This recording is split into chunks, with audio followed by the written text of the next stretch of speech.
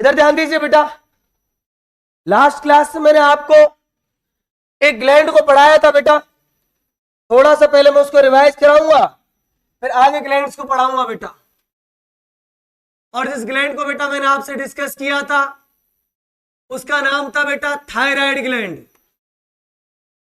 बेटा मैंने इसकी पहले आपको लोकेशन बताई थी, ट्रैकिया, और ट्रैकिया की कौन सी सरफेस, वेंट्रोलैटरल सरफेस। इस पर बेटा मैंने हिस्टोलॉजी जब आपको बताई थी तो मैंने बेटा इसके अंदर 2 टाइप की आपको सेल्स बताई थी। एक का बेटा मैंने नाम बताया था फॉलिकुलर सेल्स, कुछ याद आ रहा होगा, और दूसरी बेटा मैंने जो सेल्स बताई थी उनका मैंने नाम बताया था पैराफॉलिकुलर सेल। अब सुनो बेटा, फॉलिकुलर सेल्स ने बेटा क्या किया था ये मैं आपको बता चुका हूं कल की क्लास में। पैराफॉलिकुलर सेल्स, एक वर्ड बोल के गया था बेटा मैं कि पैराफॉलिकुलर सेल से एक हार्मोन रिलीज होता है जिसका नाम होता है बेटा टीसीटी हार्मोन।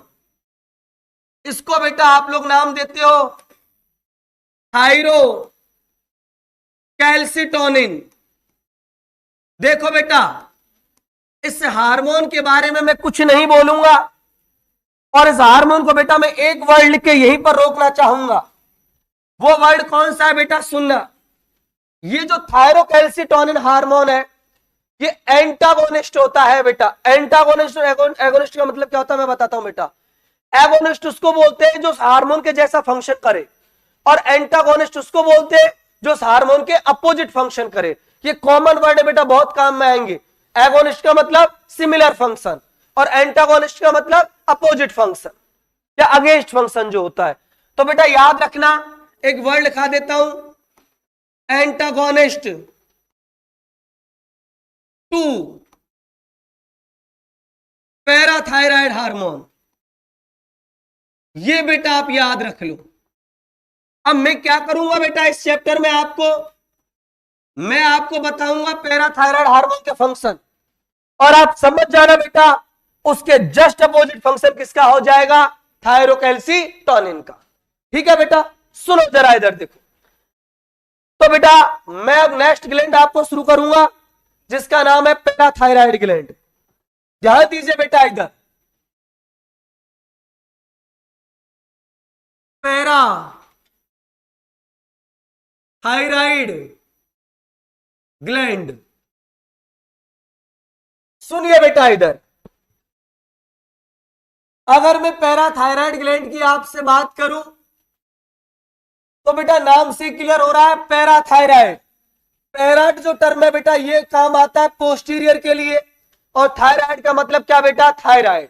मतलब जो थायराइड ग्लैंड के आपने 2 लोब पढ़े थे ना बेटा, उनकी जो डॉर्सल सरफेस होती है, कौन सी सरफेस, डॉर्सल सरफेस, उस पर बेटा कौन सी ग्लैंड सिचुएटेड रहती है, बोलो पैराथायराइड। और जो ईच लोब होता है ना उसमें 2 पैराथायराइड होती है। तो टोटल बेटा पैराथायराइड का नंबर कितना होगा, 4। तो पहले बेटा मैं इसकी आपको लोकेशन बताऊंगा। लोकेशन में बेटा मैं आपको लिख देता हूं, इसकी पोजीशन में मैं आपको कहां पर होती है बोलो बेटा जरा, डॉर्सल सरफेस। एनसीईआरटी में बेटा एक डायग्राम दिया हुआ है, उस पर बहुत अच्छे से मेंशन किया हुआ है, थ्योरी में नहीं लिखा हुआ बट डायग्राम में दे रखा है बेटा, dorsal surface of thyroid gland. तो बेटा थायराइड ग्लैंड जो होती है उनकी डॉर्सल सरफेस पर कौन प्रेजेंट होती है, पैराथायराइड। और बेटा मैं बोल दूं आपको कि थायराइड ग्लैंड जो होती है इसके बेटा ईच लोब, हर एक लोब में, चाहे राइट लोब हो चाहे बेटा लेफ्ट लोब हो, कितनी पैराथायराइड होती है, 2 पैराथायराइड ग्लैंड्स होती हैं बेटा। अब सुनिएगा बेटा, तो टोटल पैराथायराइड का नंबर कितना हो जाएगा, बोलो 4।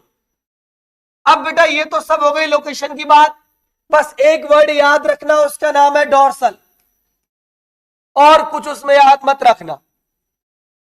यहां से आपको बेवकूफ बना सकता है बेटा, डॉर्सल की जगह पर वेंट्रल दे देगा, सुपीरियर दे देगा, इंफीरियर दे देगा। आप याद रखना बेटा कि थायराइड का जो पोजीशन होता है वो होता है dorsal surface of thyroid, parathyroid का जो पोजीशन होता है। दूसरी बेटा बहुत इंपॉर्टेंट बात, कि पैराथायराइड से जो हार्मोन रिलीज होता है उसको एनसीईआरटी ने नाम दिया है बेटा पैराथायराइड हार्मोन। पैराथायराइड हार्मोन, इसको बेटा पैराथॉर्मोन भी बोलते हैं, लेकिन एनसीईआरटी का ही वर्ड याद रखना बेटा। खाली आप पैराथॉर्मोन को सुन लो, बस इतना याद रख लेना बेटा कि पैराथायराइड ग्लैंड से जो हार्मोन निकलता है उसका नाम होता है पैराथायराइड हार्मोन, और इसकी शॉर्ट फॉर्म बहुत इंपॉर्टेंट है जिसका नाम होता है बेटा पीटीएच। अब सुनो बेटा, इधर देखो, एक हार्मोन था बेटा कैल्सिटोनिन जिसका नाम था बेटा टीसीटी, थायरोकैल्सिटोनिन, और एक हार्मोन है बेटा पीटीएच, पैराथायराइड हार्मोन। एक सिंपल सी बात बेटा मैं आपको कहना चाहूंगा यहां पर कि नॉर्मल अगर आपकी हेल्दी बॉडी है तो ना तो उसमें पैराथायराइड प्रेजेंट होता है और ना ही बेटा उसमें कैल्सिटोनिन प्रेजेंट होता है। ये दोनों हार्मोन आते कैसे हैं बेटा मैं आपको बताता हूं, सुनना। मैं आपको एक सिंपल सी बात सिखाऊं बेटा, आपकी बॉडी में एक आयन होता है जिसका नाम होता है कैल्शियम, और कैल्शियम आयन जो होता है ना बेटा वो इतना खतरनाक आयन है आपकी बॉडी का, आपको उसका यूज तो पता ही है। कैल्शियम के बिना तो मसल कॉन्ट्रैक्शन अधूरा है, कैल्शियम के बिना बेटा इंपल्स कंडक्शन भी अधूरा है। आपको याद है ना बेटा एपिनेफ्रिन, अरे सिनेप्टिक वर्ड से न्यूरोट्रांसमीटर रिलीज हुए थे ना, मैंने बोला था बेटा वहां पर भी एक्शन पोटेंशियल कैल्शियम की फॉर्म में आता है, और तब बेटा जो बर्ड होती है वो क्या हो जाती है, डेस्टर हो जाती है, रप्चर हो जाती है। तो बिना कैल्शियम के आप सोचो मसल कॉन्ट्रैक्शन इफेक्टेड हो रहा है, ना केवल मसल का मैकेनिज्म, न्यूरॉन का मैकेनिज्म भी बेटा कैल्शियम से क्या होता है, इफेक्टेड होता है। और मैंने आपको एक चैप्टर पढ़ाया था बेटा जिसका नाम था लोकोमोशन एंड मूवमेंट्स, और वहां पर मैंने आपको चिल्ला चिल्ला के बोला था बेटा कैल्शियम का लेवल चाहे ज्यादा हो चाहे कम हो, दोनों ही कंडीशन में मसल कॉन्ट्रैक्शन इंक्रीज होता है, वाइल्ड कॉन्ट्रैक्शन होते हैं, और एक डिजीज होती है जिसका नाम होता है टिटेनी। आपको याद आ रहा होगा, बोलो हाँ कि ना। मतलब बेटा कैल्शियम ज्यादा हो, हाइपर कैल्शियमिया, वो बॉडी के लिए जितना बेकार है, कैल्शियम लो हो दैट मींस हाइपोकैल्सीमिया, वो उससे भी ज्यादा बेकार है। मतलब कैल्शियम आयन आपकी बॉडी का ऐसा आयन है बेटा जो जरा सा ज्यादा हो गया तो नुकसान, जरा सा कम हो गया तो नुकसान। और बेटा ये कम ज्यादा कैसे होता है सुनना जरा। फॉर एग्जाम्पल मैंने आपको क्या बोला, कैल्शियम का रेगुलेशन बेटा आपकी बॉडी में पहले हार्मोन से नहीं होता, नेचुरल होता है डाइट से। अब मान लो बेटा आप यहां पर थे, अभी आप कश्मीर थे, आप अच्छा खाना पीना खा रहे थे, टाइम से आपको एग भी मिल रहा था, मिल्क में भी मिल रहा था, कॉलीफ्लावर भी मिल रहा था, पनीर भी मिल रहा था, कैल्शियम का इंटेक पूरा हो रहा था। और जब बेटा नहीं हो रहा था तो कुछ एक गर्ल्स लोग होती है वो स्लेट पेंसिल होती है उसको खाने लग जाती है, कैल्शियम की कमी से ऐसा होता है। दूसरा बेटा मान लो अब आप ऐसे जोन में चले गए, कुछ ऐसे प्लेस पर पहुंच गए जहां से आप लोग बेटा डाइट के थ्रू कैल्शियम का इंपेयरमेंट जो हो रहा है उसको फुलफिल नहीं कर पा रहे, तो उस कंडीशन में बेटा हार्मोनल रेगुलेशन होगा। मैंने बोला था ना बेटा हार्मोन आपकी बॉडी में सिर्फ तब आते हैं जब इनकी नीड होती है, नॉर्मल कंडीशन के अंदर हार्मोन बेटा रिलीज नहीं होते। तो सुनो बेटा मैं एक सिंपल सी बात पहले आपको बोलूंगा कि दो हार्मोन होते हैं बेटा, उसमें बेटा अगर मैं कैल्शियम रेगुलेशन की आपसे बात करूं तो कैल्शियम रेगुलेशन में बेटा दो हार्मोन का रोल है, एक हार्मोन जिसका नाम होता है बेटा पीटीएच और एक का नाम होता है बेटा कैल्सिटोनिन। अब बेटा मुझे आपको यह एक्सप्लेन करना है यहां पे कि बेटा पीटीएच कैसे कैल्शियम को रेगुलेट करता है और कैल्सिटोनिन कैसे कैल्शियम को रेगुलेट करता है। सुनिएगा बेटा जरा, पूरा ध्यान बोर्ड पे रखना। पहले बेटा मैं आपको पीटीएच का फंक्शन बताता हूं। एक बात बता दूं बेटा, पीटीएच रिलीज कब होता है? पीटीएच रिलीज तब होगा जब आपकी बॉडी में पहले से बेटा कैल्शियम की क्या होगी, कमी। समझ रहे हो ना? अब कैसे बेटा कैल्शियम के जो एक तरीके से लेवल है उसको बैलेंस कैसे करता है, कैल्शियम को कैसे इंक्रीज करता है, बेटा ध्यान देना। और यहां पर बेटा मैं एक लिंकिंग वाला क्वेश्चन भी आपको सॉल्व करवाऊंगा। ये देखो बेटा पीटीएच हार्मोन, ये पीटीएच हार्मोन जो होता है ना, इसके बेटा जो रिसेप्टर्स होते हैं वो बेटा आपकी बॉडी में 3 जगह देखने को मिलते हैं। पीटीएच के बेटा रिसेप्टर एक आपकी इंटेस्टाइन में प्रेजेंट होते हैं, पीटीएच के रिसेप्टर बेटा किडनी पर भी प्रेजेंट होते हैं, और पीटीएच के रिसेप्टर बेटा कहां पर भी प्रेजेंट होते हैं? बोन पर। सुनो बेटा, अगर मैं आपको बात करूं इंटेस्टाइन की, अगर बेटा मैं आपसे बात करूं किडनी की, और बेटा थर्ड में आपसे बात करूंगा किसकी, बोलो जरा बेटा? बोन की। तीनों जगह पीटीएच के रिसेप्टर होते हैं। किडनी के अंदर बेटा मेनली कौन होती है? Renal tubules. तो बेटा ये रीनल ट्यूब्यूल्स। और दूसरा बेटा मैं बात करूं इंटेस्टाइन की, तो इंटेस्टाइन के अंदर बेटा मेनली जो होता है इसके रिसेप्टर वो होते हैं स्मॉल इंटेस्टाइन में। सुनो बेटा क्या क्या काम करता है पीटीएच। पीटीएच बेटा सबसे पहले काम करता है कहां पर, बोलो जरा? स्मॉल इंटेस्टाइन में। और स्मॉल इंटेस्टाइन में जब बेटा डाइजेशन पूरा हो जाता है और डाइजेशन के बाद जो कॉम्प्लेक्स फूड मटेरियल था वो सिंपल में कन्वर्ट हो जाता है, तो फूड के साथ ही बेटा एक आयन भी जाता है जिसका नाम क्या होता है? कैल्शियम। पहले जितना बेटा एब्जॉर्प्शन हो रहा था इंटेस्टाइन में, अब बेटा पीटीएच की प्रेजेंस से कैल्शियम के लिए जो चैनल्स होते हैं वो बहुत ज्यादा ओपन हो जाते हैं, और बेटा एक हाई अमाउंट के अंदर कैल्शियम जो होता है वो एब्जॉर्ब होने लगता है। किसकी वजह से बेटा? पीटीएच की वजह से। अब सोचो बेटा कि एब्जॉर्प्शन का मतलब क्या होता है?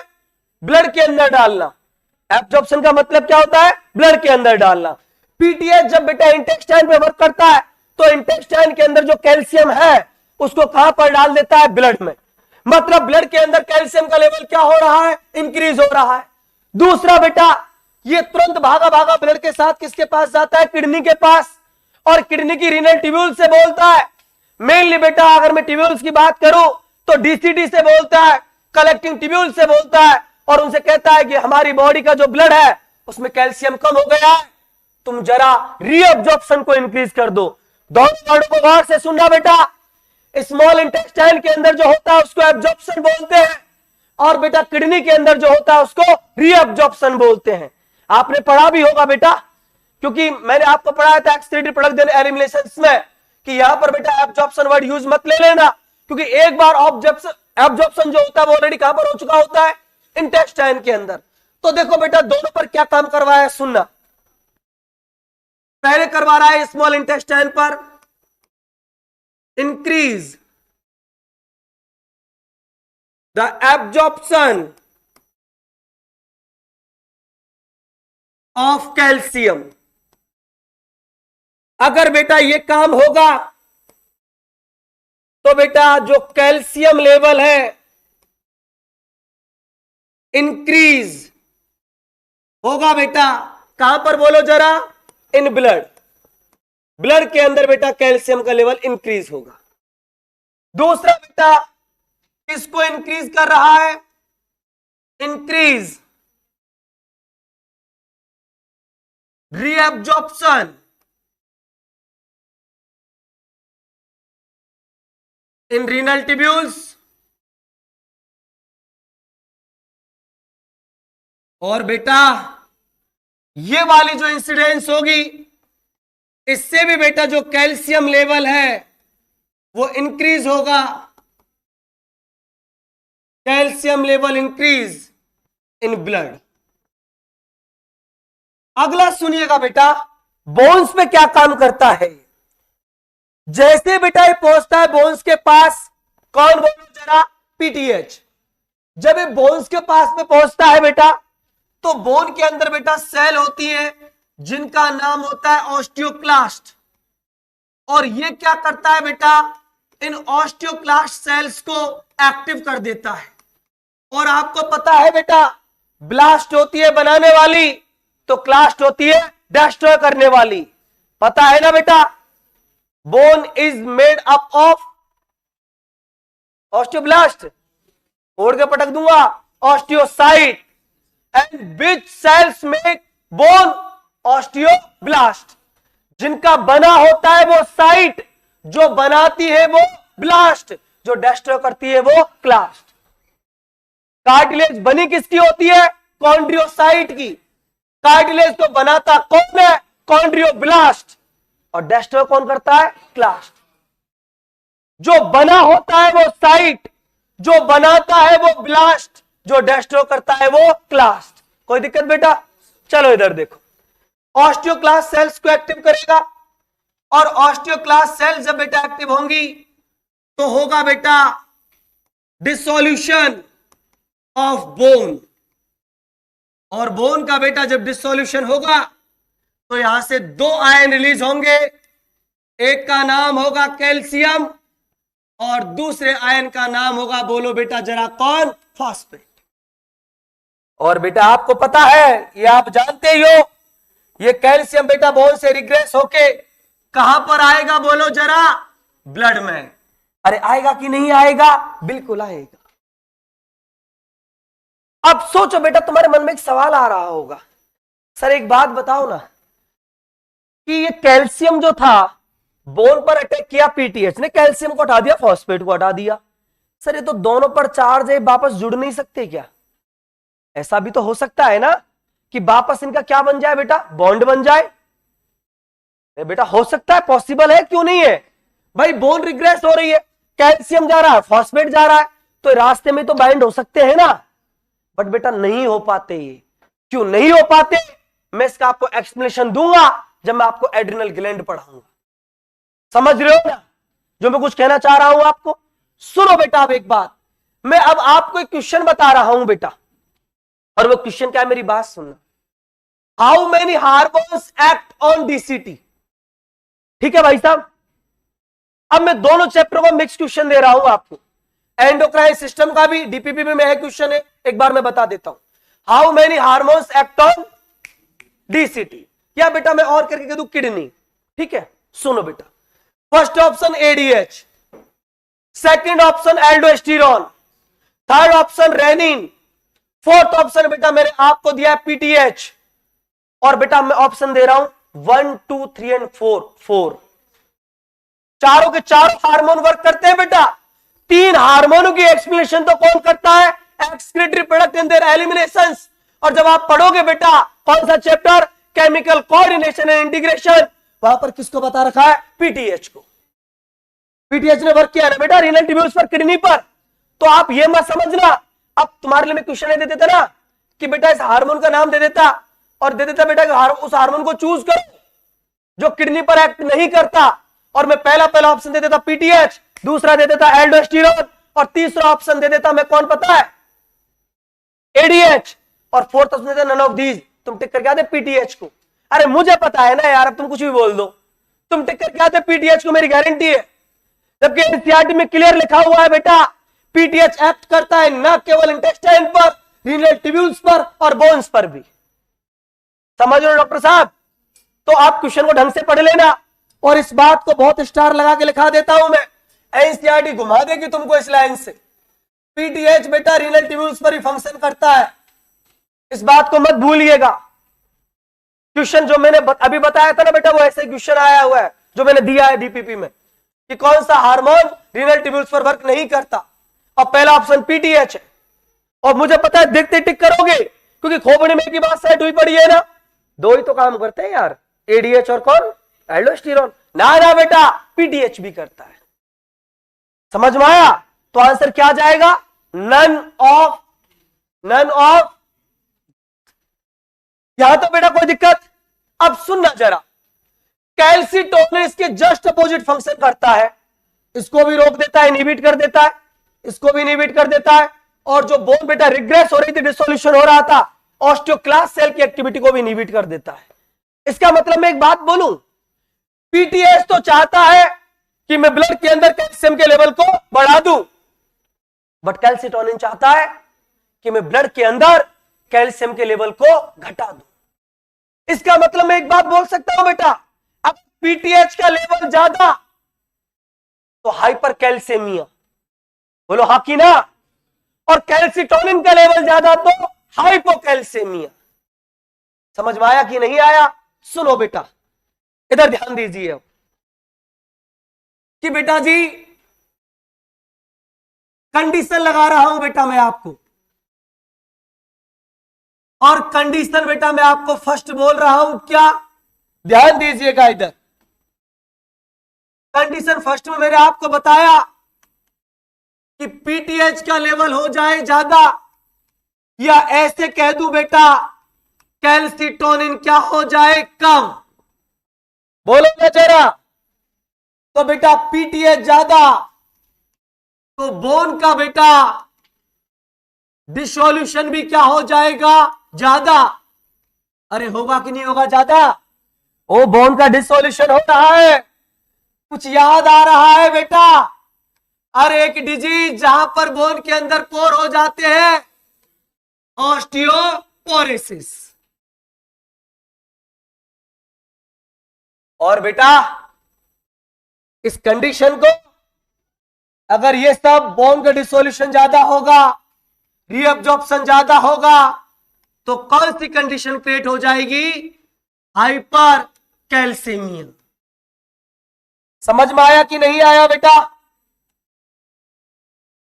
केस बेटा सेकंड,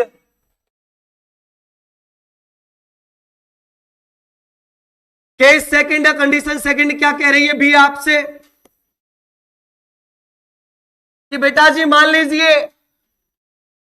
पीटीएच का सिक्रीशन हो जाए कम और कैल्सिटोनिन का सिक्रीशन क्या हो जाए ज्यादा, तो बेटा ये किसको इंडिकेट कर रही है, अरे बोल दो ना, हाइपोकैल्सेमिया को। और अगर ये हाइपोकैल्सेमिया को बेटा इंडिकेट कर रही है तो आपको याद होगा इसी से बेटा की डिजीज हुई थी जिसका नाम था लोकोमोशन एंड मूवमेंट्स में हाइपोकैल्सेमिक टिटेनी। वहां पर लिखा था बेटा low level of calcium, wild contraction in rapid contraction in muscle, और उस डिजीज का नाम था बेटा टिटेनी। कैल्शियम के लो लेवल से हो रही थी, दैट मीन्स हाइपोकैल्सेमिक टिटेनी। कोई दिक्कत बेटा किसी को, कोई परेशानी किसी को?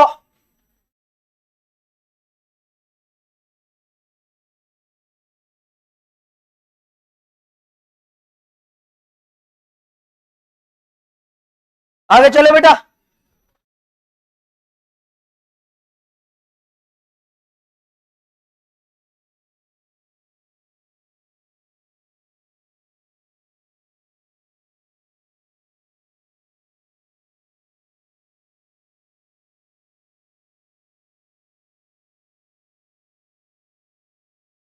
बेटा ध्यान दीजिए इधर, नेक्स्ट बेटा ग्लैंड देखो। जो नेक्स्ट ग्लैंड है बेटा उसका नाम है बेटा, बेटा क्लास में टाइम कितना है पहले ये बताना मुझे, टोटल टाइम कितना है? 45 मिनट्स है। चलो उसी के तरीके से ग्लैंड शुरू करूंगा बेटा। नेक्स्ट बेटा हम लोग ग्लैंड शुरू कर रहे हैं, उसका नाम है बेटा टेस्टिस। और बेटा ओए आवाज ना करो रे बेटा, इधर सुनो। टेस्टिस के बारे में बेटा एक बात आपको पता है, एक मैं सिखाऊंगा, और इसके हार्मोन का बेटा फंक्शन देख लेते हैं। जो आपने फंक्शन पढ़ाया ना एनसीईआरटी से, वो मुझे नहीं पढ़ाना है बेटा। मैं उस लाइन पर गौर करूंगा जो आज तक आपने कभी सोची नहीं होगी और कभी देखी भी नहीं होगी एनसीईआरटी में। सुनो इधर, और फालतू बकवास तो सबको पता है ना बेटा, secondary sexual character of male. ना 2 क्वेश्चन बताऊंगा यहां से, और बहुत ज्यादा इंपॉर्टेंट क्वेश्चन होंगे। सुनो बेटा इधर, टेस्टिस जो होता है ना, इसकी पहली एक लाइन जिसको आप जानते थे, और इसको बेटा आपने एक नाम दिया था प्राइमरी सेक्स ऑर्गन। लेकिन बेटा इस चैप्टर में एनसीईआरटी कुछ और ही कहती है। एनसीईआरटी कहती है ना केवल टेस्टिस प्राइमरी सेक्स ऑर्गन है, इसके साथ साथ ये कौन भी है, एंडोक्राइन ग्लैंड्स भी है। अरे कौन सी ग्लैंड है बोलो बेटा, एंडोक्राइन ग्लैंड्स। क्या कह रही है बेटा एनसीईआरटी, सुनना कैसे एक्सप्लेन किया है इसको। आपको पता भी है बेटा कि टेस्टिस जो होता है इसके अंदर बेटा ट्यूब्यूल्स होती है जिनका नाम होता है सेमनीफेरस ट्यूब्यूल्स। बेटा कुछ ऐसा नाम सुना है क्या? और इन सेमनीफेरस ट्यूब्यूल्स के बेटा जैसे 2-3 सेमनीफेरस ट्यूब्यूल्स उनके बीच में बेटा एक सेल्स होती है जिनका नाम होता है कौन सी सेल? बोलो बेटा, लीडिंग सेल। इनका एक और नाम होता है इंटरस्टिशियम सेल। कुछ याद आ रहा है आपको? और इन इंटरस्टिशियम सेल से बेटा एक हार्मोन रिलीज होता है जिसका नाम तो आप सबको पता ही होगा, उसका नाम होता है बेटा एंड्रोजन। एंड्रोजन का एक और नाम होता है जिसको आप लोग बोलते हो टेस्टोस्टेरोन। सुनो बेटा अब ये एंड्रोजन बेटा क्या काम करवाता है, ध्यान देना इधर। इस एंड्रोजन के बारे में बेटा मैं एक बात आपको बता देता हूं, यहां पर ध्यान दीजिएगा। एंड्रोजन के बेटा कौन कौन से फंक्शन होते हैं? एंड्रोजन का बेटा एक वो फंक्शन जो आप जानते हैं, पहले मैं उसी को समझाऊंगा। आपको पता है बेटा secondary sexual character of male,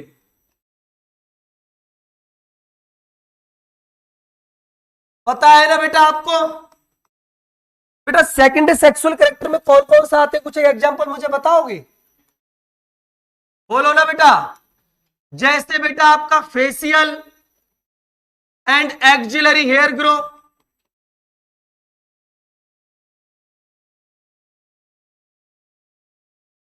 इसके अलावा बोलो बेटा सेकेंडरी सेक्सुअल कैरेक्टर में बोलो। अरे बेटा लो पिच ऑफ वॉइस, एक और बता दो जो तुम सब हो।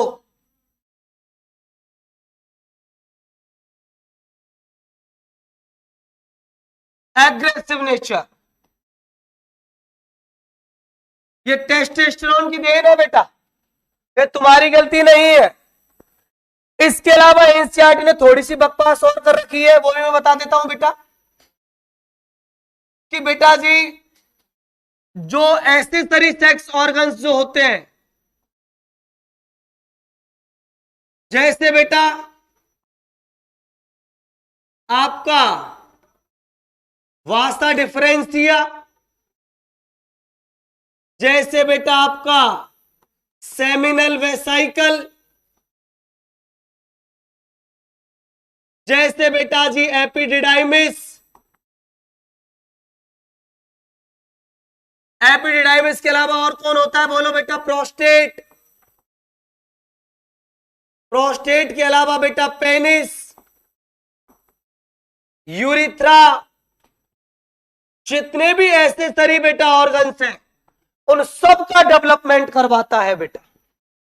और इन सब बातों को आप जानते हो, इसलिए बेटा मैं इन बातों पर ध्यान नहीं दूंगा।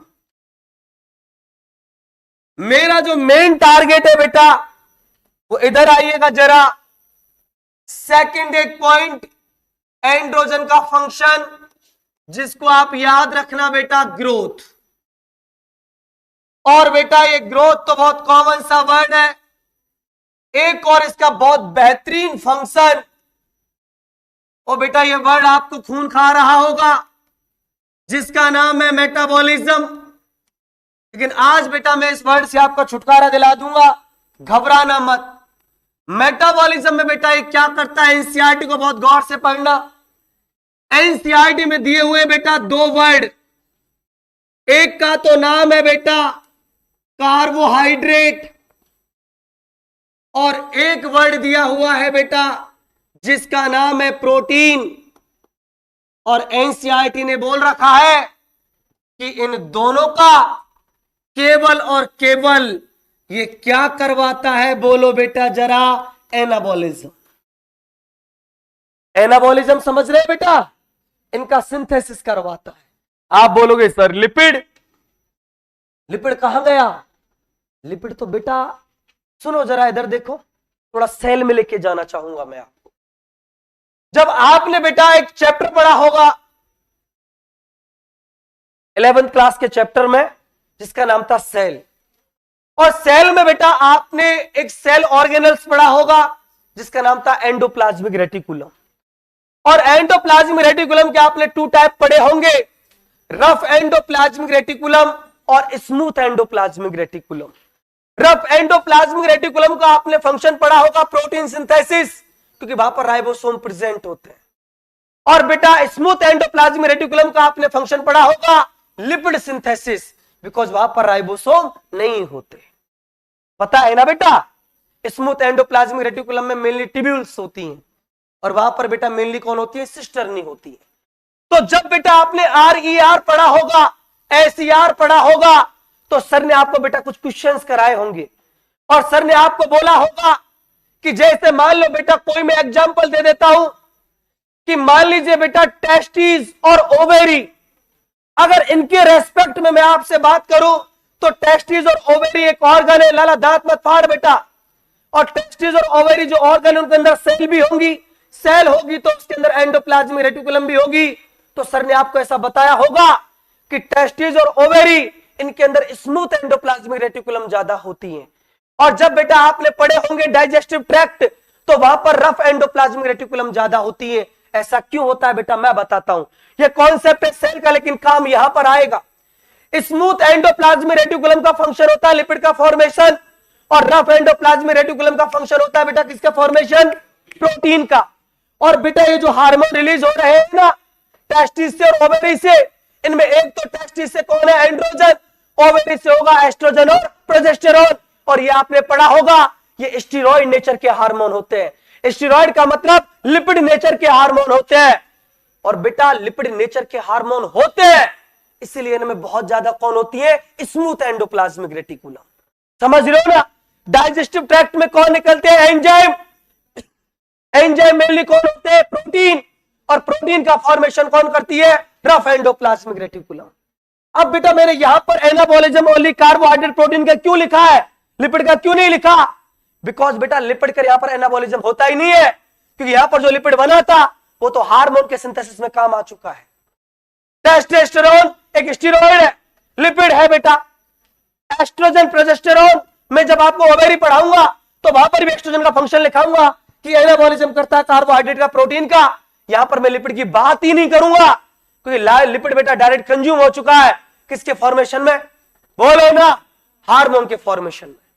समझ रहे हो ना। तो आप एक बात बस मन में याद रखना, आपको क्वेश्चन में घुमाएगा। अब बेटा आप कैसे याद रखोगे, पेपर का फोबिया बहुत खतरनाक होता है। सुनो मैं आपको तरीका ही बता देता हूं। ये मेटाबॉलिज्म वर्ड बेटा आप 3 जगह पढ़ चुके हो। एक आपने थायराइड में पढ़ा है, एक आप बेटा टेस्टिस और ओवेरी में पढ़ोगे, और आगे एक और हार्मोन आएगा कॉर्टिसोल, वहां पर भी आप पढ़ोगे। समझ रहे हो बेटा। अब कोई करता है कैटाबॉलिज्म, कोई करता है एनाबॉलिज्म, कोई दोनों ही काम करता है। तो बेटा तुम कैसे याद रखोगे, मैं आपको बताता हूं, सुनना कि आपको यह तो याद रह जाएगा कि ओवरी और टेस्टिस के जो हार्मोन है उनका स्टेरॉइड से कोई लेना, लिपिड से कोई लेना देना नहीं है। क्यों नहीं है, क्योंकि वो तो डायरेक्ट यूज हो चुका है किसके फॉर्मेशन में, अरे बोले ना, हार्मोन के फॉर्मेशन में। समझ में आ गया। अब आप ऐसे याद रखना, androgen anabolism, androgen anabolism, androgen anabolism. समझ में आया। मतलब एंड्रोजन किसको प्रमोट करेगा, एनाबॉलिज्म को। और बेटा मेरे डीपीपी में जितने भी क्वेश्चंस है ना, 10 क्वेश्चंस मेटाबॉलिज्म के इर्द गिर्द घूमे हुए हैं, और दज्जिया बना देंगे वो क्वेश्चन। एनसीईआरटी की लाइन होंगी, हवा तक नहीं लगेगी, 3 लाइन बोलूंगा, सारे क्वेश्चन सॉल्व। एंड्रोजन एनाबॉलिज्म समझ में आ गया।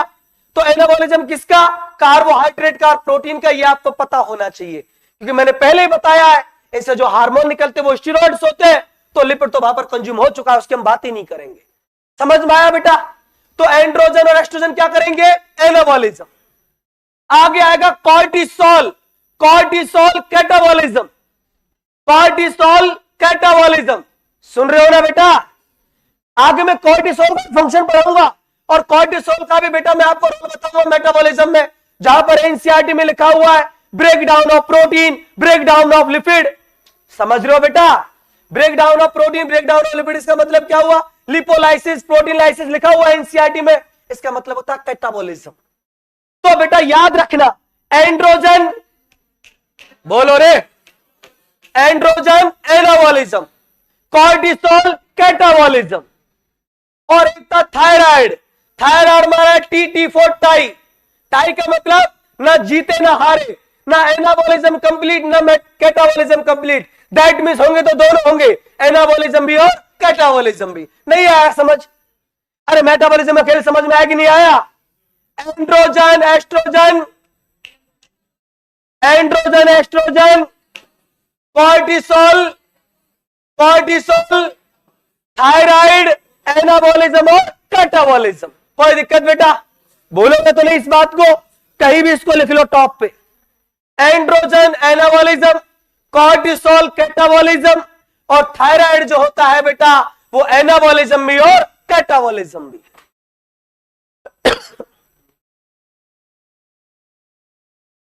समझ में आया बेटा? अब आपको मेटाबॉलिज्म ज्यादा परेशान नहीं करेगा। क्वेश्चन बेटा मोस्टली, अब सुनो वाइज, फॉर एग्जाम्पल मैं आप बेटा इधर मेरी बात सुनो ना, एक मिनट सारे बच्चे मेरी साइड ध्यान लगाओ। मैंने क्वेश्चन बोला बेटा आपको, formation of glucose, break down of glucose, that means मैंने बोल दिया anabolism, catabolism, metabolism of carbohydrate.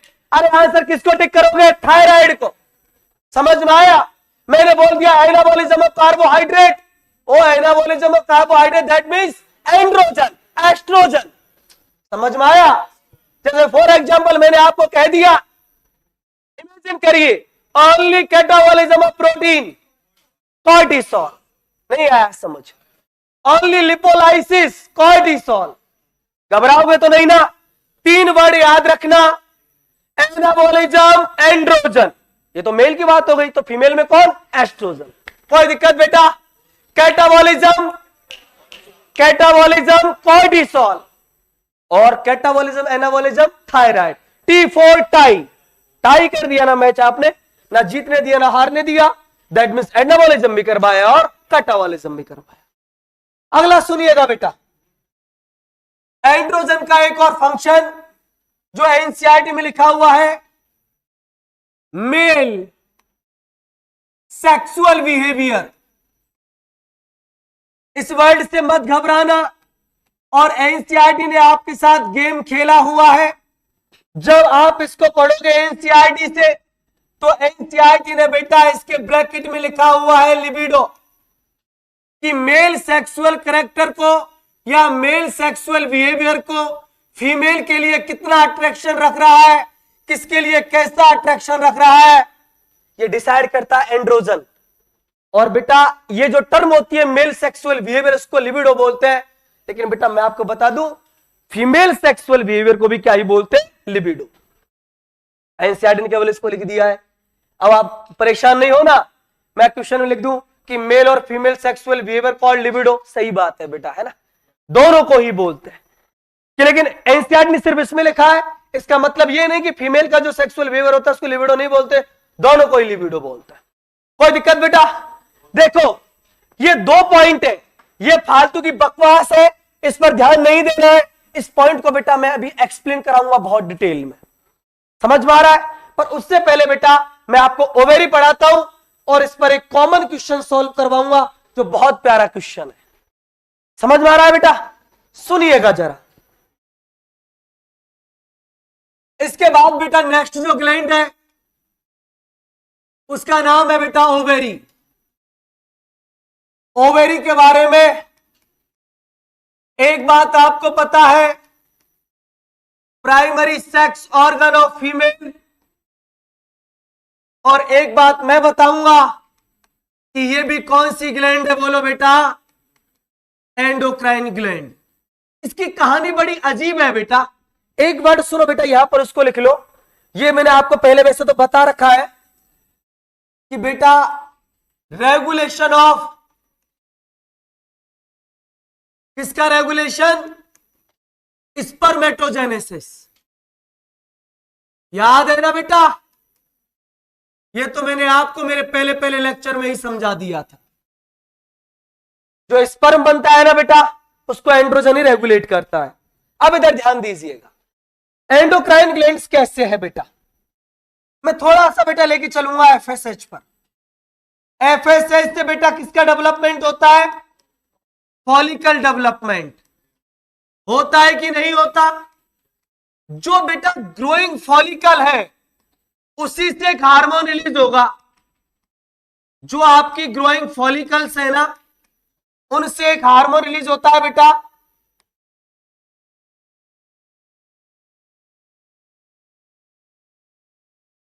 और उस हार्मोन का नाम होता है बेटा एस्ट्रोजन। देखो बेटा, एस्ट्रोजन के बारे में एक बात याद रखना आप, एस्ट्रोजन रिलीज किससे होता है? फॉलिकल से। और ये वापस किसको डेवलप करता है? फॉलिकल को। समझ रहे हो ना बेटा, इसको फॉलिकल नहीं बनाया है और आगे जाके किसका डेवलपमेंट करवाएगा? फॉलिकल का। समझ में आया? बट बेटा मेल के केस में ऐसा नहीं है। एंड्रोजन बेटा स्पर्म से नहीं बना है, लीडिंग सेल से बना है, लेकिन क्या करवाता है? स्पर्मेटोजेनेसिस। एस्ट्रोजन के बारे में बेटा इस वर्ड को याद रखना, जिसने इसको बनाया उसी का डेवलपमेंट करता है। समझ रहे हो बेटा, जिसने इसको, किसने, एस्ट्रोजन को किसने बनाया है? फॉलिकल ने, और आगे जाके किसका डेवलपमेंट करवाता है? फॉलिकल का। ठीक है बेटा, अब सुनो मेरी एक बात बहुत अच्छे से। पहले मैं एस्ट्रोजन का फंक्शन बताऊंगा, फिर बेटा प्रोजेस्टेरोन का फंक्शन बताऊंगा। प्रोजेस्टेरोन कहां से रिलीज होता है पता है ना आपको? ओवुलेशन हो जाता है, कार्पस ल्यूटियम बनता है, और कार्पस ल्यूटियम से कौन रिलीज होता है? प्रोजेस्टेरोन। सुनो बेटा, इधर फंक्शन देखो आप एस्ट्रोजन का, सब कुछ सिमिलर है बेटा। पहला वर्ड तो वही लिखा देता हूं, secondary sexual characters of female. बोलोगे बेटा एक आध कैरेक्टर जो आप जानते हो, थोड़ा बहुत तो बता दो, बोल दो ना। फेशियल हेयर रिड्यूस होते हैं कि बेटा इंक्रीज होते हैं? रिड्यूस होते हैं। ब्रेस्ट इनलार्जमेंट,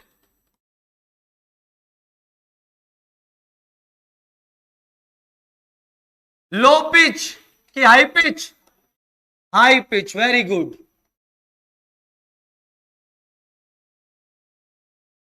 और बोलोगे बेटा पीसफुल नेचर। बोले सर ये तो आप अनर्थ कर रहे हो। बेटा सुनो, सच में पीसफुल नेचर होता है, लेकिन एक ग्लैंड और आएगी एड्रिनल, वो इनका काम खराब करती है बेटा, है ना। अदर देन इसको तो इनको पीसफुल बनाया है नेचर ने। वो टेस्टोस्टेरोन डोमिनेंट हो जाता है, समटाइम इनमें होता है। दुनिया की ऐसी कोई फीमेल नहीं जहां पर टेस्टोस्टेरोन नहीं होता हो, और दुनिया का कोई ऐसा मेल नहीं है जिसमें एस्ट्रोजन नहीं होता हो। समझ रहे हो ना? मैं पढ़ाऊंगा बेटा एड्रिनल को, थोड़ा वेट करो। अगला बेटा, इसका भी फंक्शन क्या होता है? ग्रोथ। सेम बेटा, नो चेंज। मेटाबॉलिज्म, वही बेटा एनाबॉलिज्म करवाएगा, पीछे थोड़ी ना है, कम नहीं है बेटा, same anabolism, carbohydrate and protein का।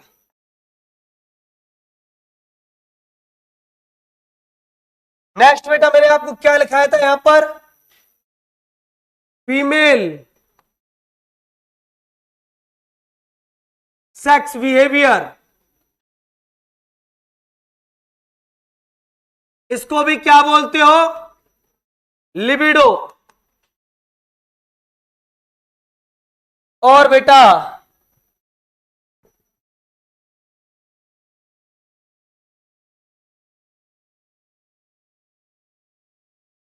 Regulation of oogenesis।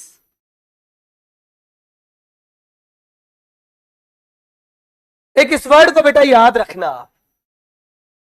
देखो इधर बेटा, मुझे ये वाला पॉइंट बेटा अब एक्सप्लेन करना है। ये यहां से एक बहुत प्यारा क्वेश्चन बनेगा, बहुत अच्छा वाला क्वेश्चन। बेटा ये मेटाबॉलिज्म तो समझ में आ गया ना आपको? ठीक है, देखो अब इधर फीमेल सेक्सुअल बिहेवियर,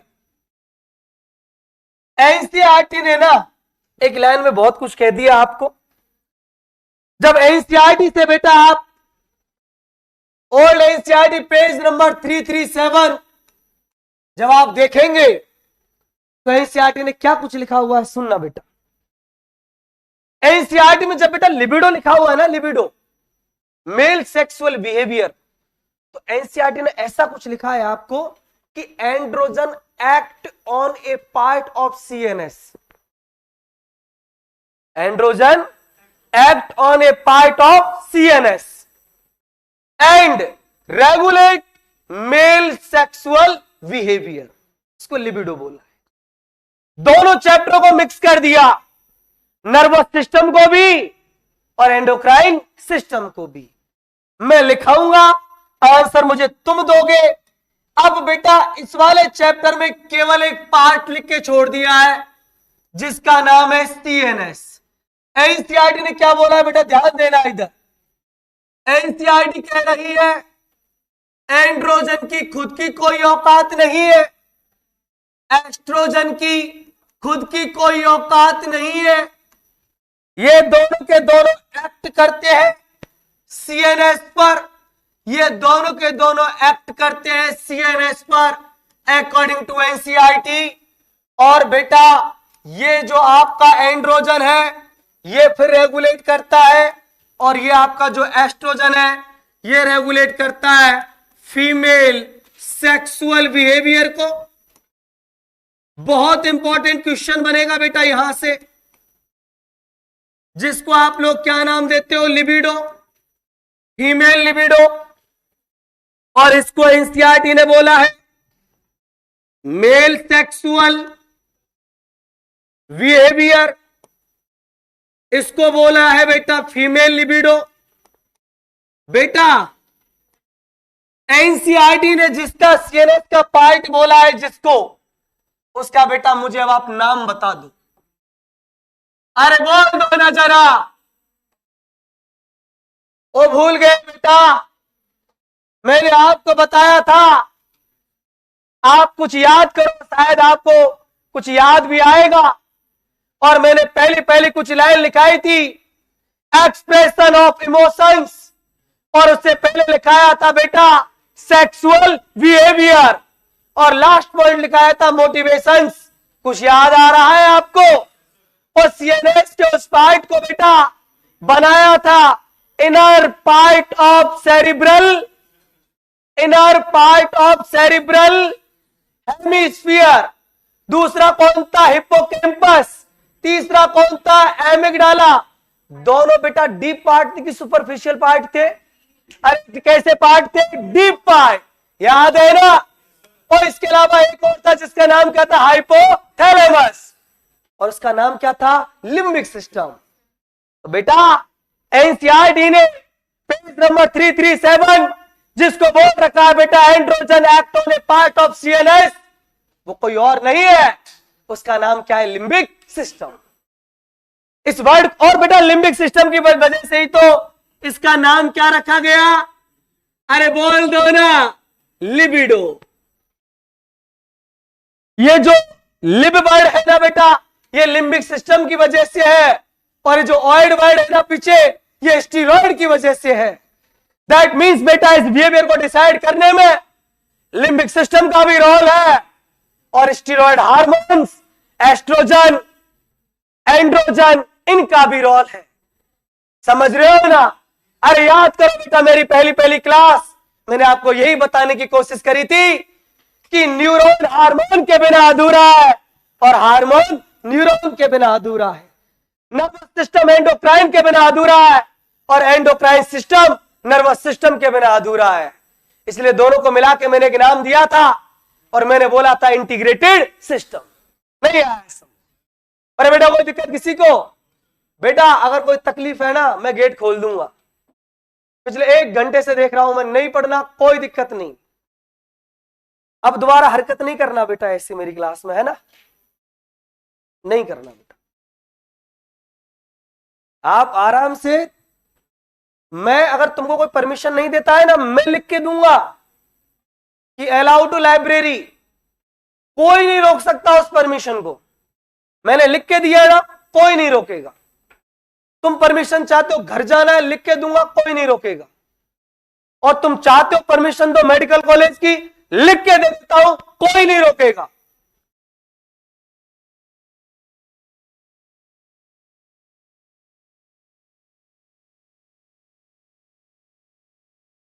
इतना कौन सी हंसी वाली बात आ गई बेटा, या तो मैं जो करूं। सुनो बेटा, अरे बेटा मजाक बहुत आसान चीज है। 10 रुपए का रिचार्ज डलाओगे ना, वो 24 घंटे हंसा देगा तुमको।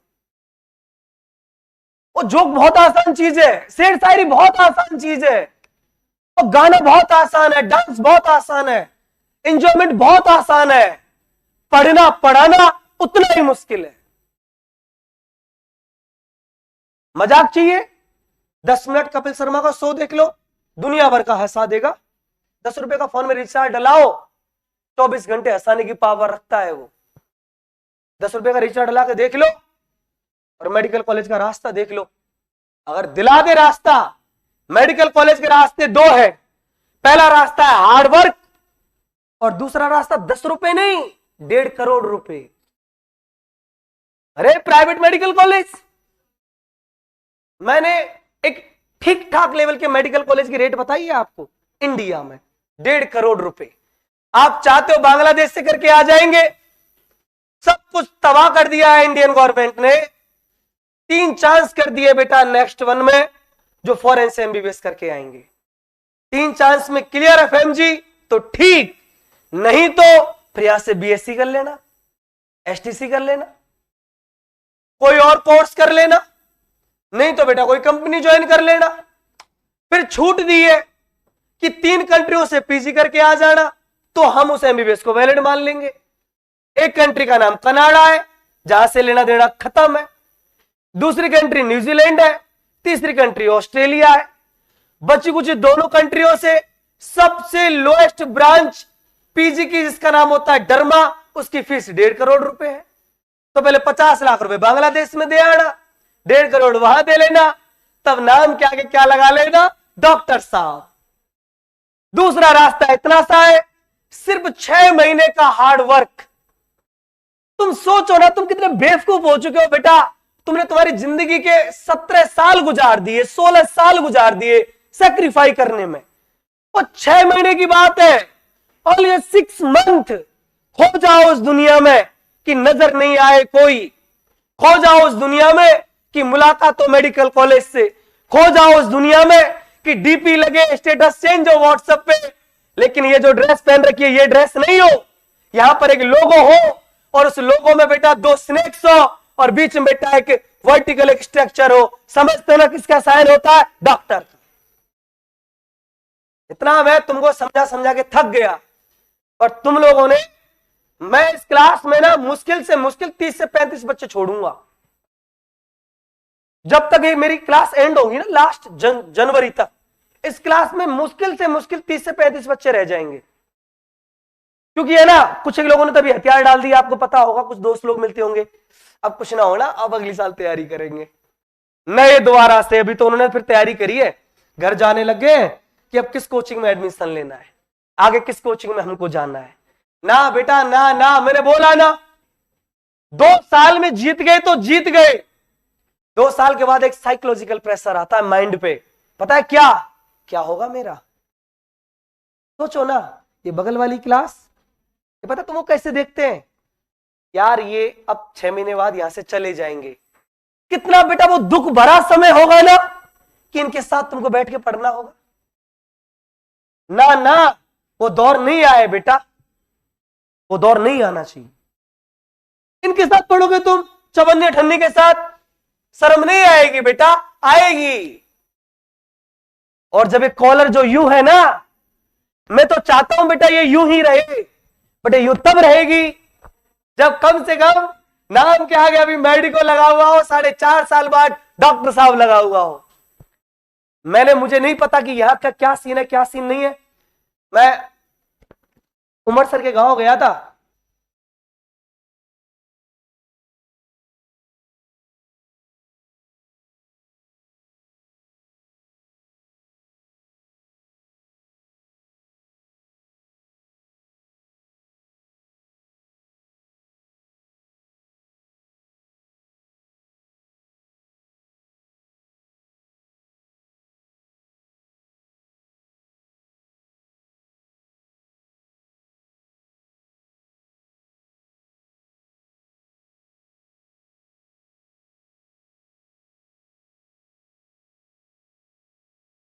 पाए जा रहे हो।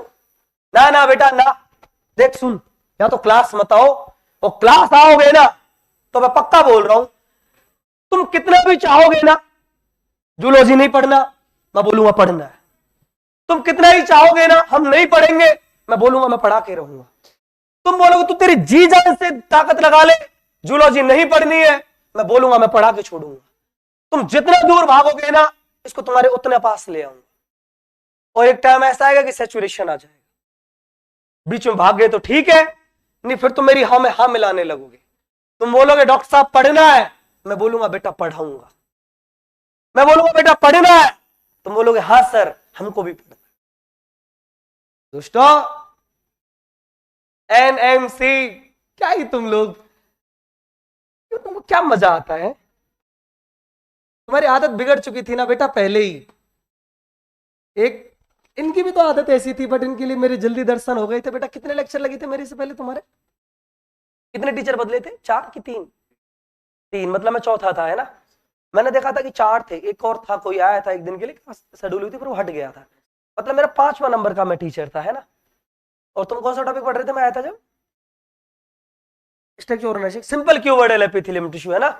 जब बच्चों ने मेरे से बोला था सर सिंपल क्यूबॉइडल से पढ़ाइए, नहीं कनेक्टिव से पढ़ाइए, मैंने बोला था ना बेटा मैं शुरू से पढ़ाऊंगा, क्योंकि मुझे पता था जो टिश्यू पढ़ा था वो। चलो कोई बात नहीं, इधर देखो। तो एक बेटा याद रखना, जिसको एनसीईआरटी ने बोल रखा है कि सीएनएस, बेटा तो मैं यहां पर लिख देता हूं, ये सीएनएस का कौन सा पार्ट है? Limbic system.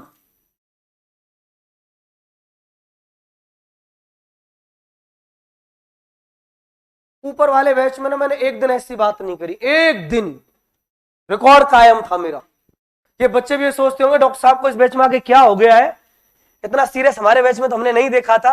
बेटा तुमने मुझे कभी मौका नहीं दिया, लिटरली बता रहा हूं। और मैं कितनी बार बोला तुम लोगों को कि उस बैच में मुझे मेरा घर जैसा लगता था।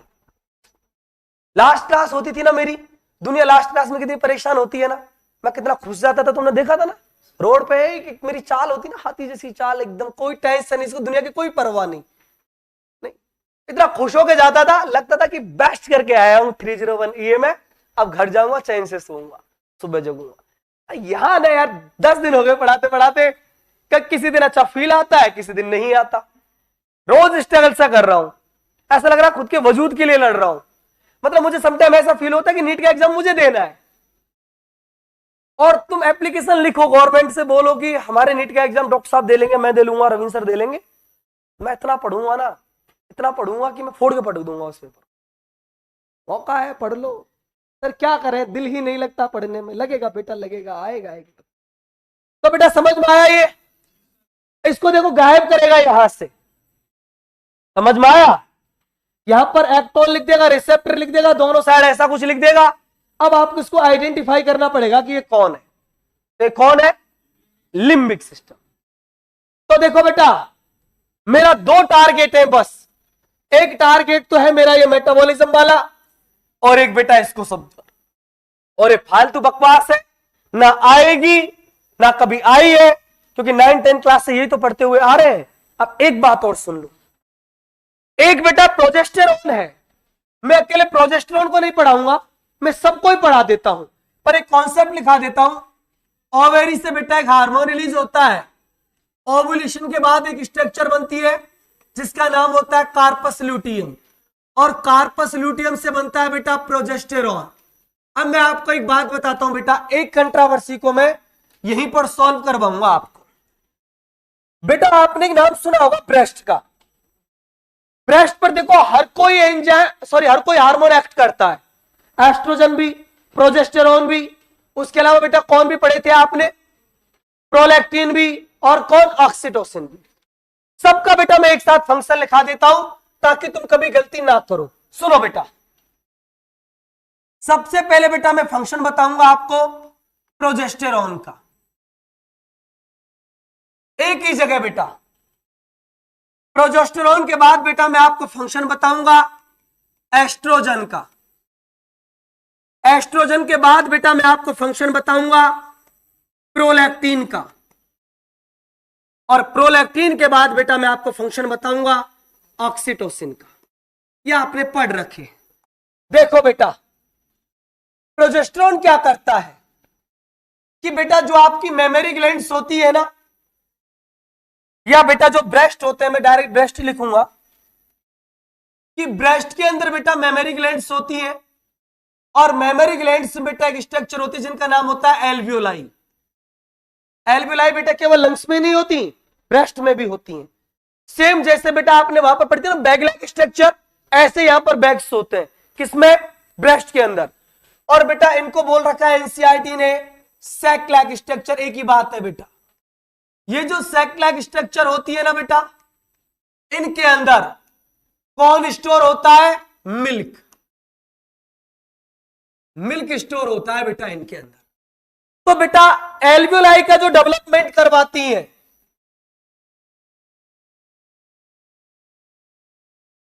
सब ब्रेस्ट का डेवलपमेंट करवाते हैं हर एक, लेकिन ब्रेस्ट के अंदर जो एल्वियोलाई का डेवलपमेंट करवाता है वो तो कौन होता है, प्रोजेस्टेरोन। समझ में आ गया बेटा। एस्ट्रोजन क्या करता है, जो ब्रेस्ट के अंदर बेटा जो डक्टुलर पार्ट है, डक्ट समझते हो ना बेटा, पढ़ा होगा इलेक्ट्रिफेरस डक्ट, कुछ नाम याद आ रहा है बेटा। डक्ट ही तो होती है जो एरियोला वाले जोन में आके खुलती है, निप्पल वाले पार्ट में आके ओपन होती है, पता है ना आपको। तो बेटा डक्टुलर ग्रोथ,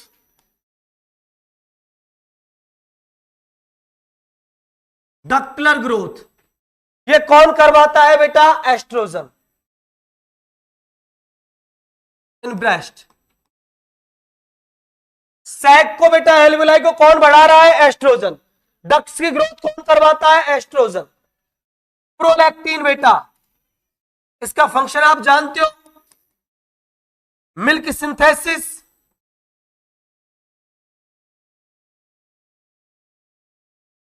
एंड बेटा कौन, मिल्क सिक्रीशन, इसको मिल्क मेकर बोले थे ना।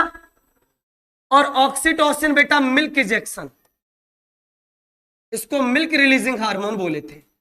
लेकिन बेटा मैं एक बात आपको बता देता हूं, एनसीईआरटी से जब आप पढ़ोगे ना तो प्रोजेस्टेरोन के बेटा एक तो एल्वियोलाई डेवलपमेंट बता रखा है, और एक और फंक्शन बता रखा है जिसका नाम है बेटा मिल्क सिक्रीशन। अब बेटा दिक्कत आ गई आपको कि मिल्क सिक्रीशन का क्वेश्चन आ गया तो किसके साथ जाना पसंद करोगे। देखो बेटा मैं इस पॉइंट्स को यहीं पर क्लियर करा देता हूं आपको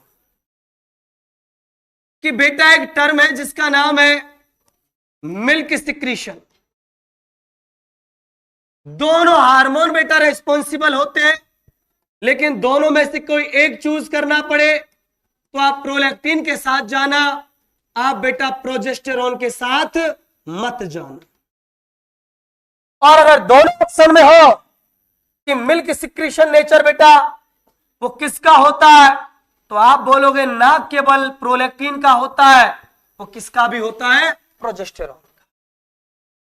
इस चार्ट को बेटा आप देख लेना, ये चार्ट बहुत इंपॉर्टेंट है, ना केवल बेटा 11th क्लास से 12th क्लास में भी चैप्टर आएगा एम्ब्रियोलॉजी, वहां पर भी बेटा ये बहुत इंपॉर्टेंट है। ठीक है बेटा, अब सुनो, कल का लेक्चर बेटा बहुत ज्यादा इंपॉर्टेंट है। मैंने इसलिए उस ग्लैंड को आज छेड़ा नहीं क्योंकि वो होती नहीं, और उसका नाम है adrenal gland. Pituitary gland, adrenal और थायराइड, तीनों की तीनों ग्लैंड, और मिनिमम 2 से 3 क्वेश्चन, मिनिमम बता रहा हूं बेटा मैं। इस चैप्टर से ना हर साल 2-3 क्वेश्चन आए ही आए हैं, कांस्टेंट इससे क्वेश्चन आते रहते हैं। एक बार डाइजेशन से कम क्वेश्चन आते थे, वो अब हट ही गया है, और उनके हटने से बेटा और चैप्टरों पर जो नंबर ऑफ जो क्वेश्चन है बेटा वो क्या होगा, इंक्रीज होगा। तो यहां से बेटा मैं आपको बोल रहा हूं, आप पक्का मान लेना 3 से 4 क्वेश्चन देखेंगे आपको नीट यूजी में इस वाले चैप्टर से। चलो बेटा, थैंक यू सो मच।